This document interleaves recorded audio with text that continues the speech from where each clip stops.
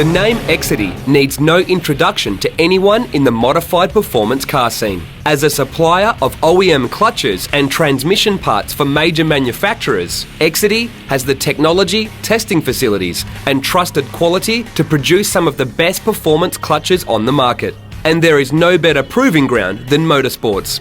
And Exedy is a big supporter of rallying, time attack, drag racing, and drifting around the globe.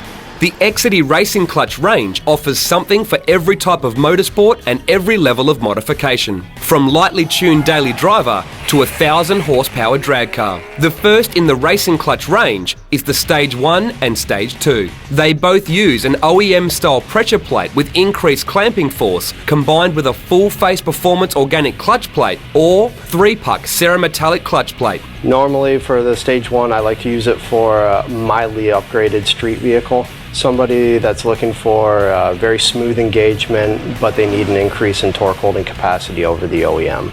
The Stage 2, basically it's going to be a little bit more aggressive than the Stage 1, but it's still going to offer smooth drivability, but when you need it to clamp down and go, it's going to be able to do that. The Stage 1 and Stage 2 kits were designed to work with the OEM flywheel, but if you're looking for a little bit more performance out of your install, we also offer a lightweight forged chromoly flywheel. And this is a direct replacement to the OEM. And in fact, you could use it with the OEM clutch if needed, but we're really designed for the performance applications. The next step is into the Hyper range of racing clutches, starting with the Hyper Single. So what we have is the Hyper Single, which uses a forged aluminum cover assembly versus a stamped steel, so it reduces the weight of the pressure plate by about 50%. We use a 6-puck disc, sprung hub center, but it's also a thinner disc, so it has slightly less inertia than the Stage 1, Stage 2 disc. And then it uses the same type of one-piece forged chromoly flywheel. The Hyper Single can handle roughly the same amount of power as the Stage 1, Stage 2, depending on application. The big advantage of the Hyper Single is the weight.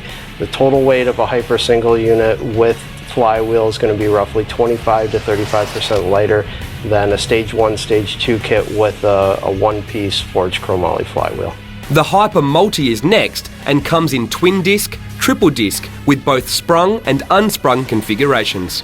The main reason why you'd want to switch from a Hyper Single to a Hyper Multi-plate is you want to increase torque holding capacity without sacrificing drivability. The twin plate is still going to have sprung hub center, so it's going to absorb those harmonic noises and dampen the drivetrain harmonics, as well as allow for smooth engagement off the line, as well as it's not going to incorporate any more clamp load than the Hyper Single is. And the main reason why you're getting the increase in torque holding capacity is due to the fact that you're doubling the friction surface area over the Hyper Single. The sprung hub we'd use mainly for a high horsepower street car, one that's making the excess of 500 wheel horsepower. For someone who wants very high power street car with still maintaining good drivability, the twin plate is perfect. Someone who wants to go a little bit beyond that and make upwards of 1,000 horsepower, get into the triple plate solid hub. But the big disadvantage of that is you go to a solid hub center, so it's not going to be able to absorb those harmonic noises that are given off by the drivetrain, as well as it's going to be a little bit harsher engagement right off the start.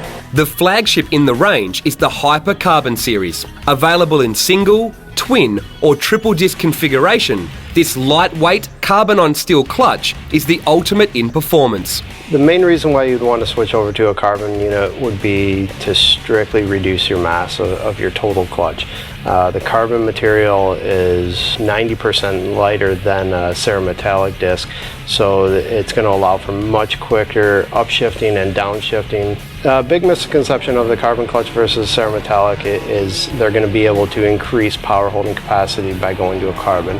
When the truth of the matter is, when a carbon disc is hot and a cerametallic disc is at its normal state, the friction coefficient is roughly the same. The downfall to a carbon clutch is that when the carbon is cold, the friction coefficient is very low compared to a cerametallic, so it's a very inconsistent clutch for a street type car.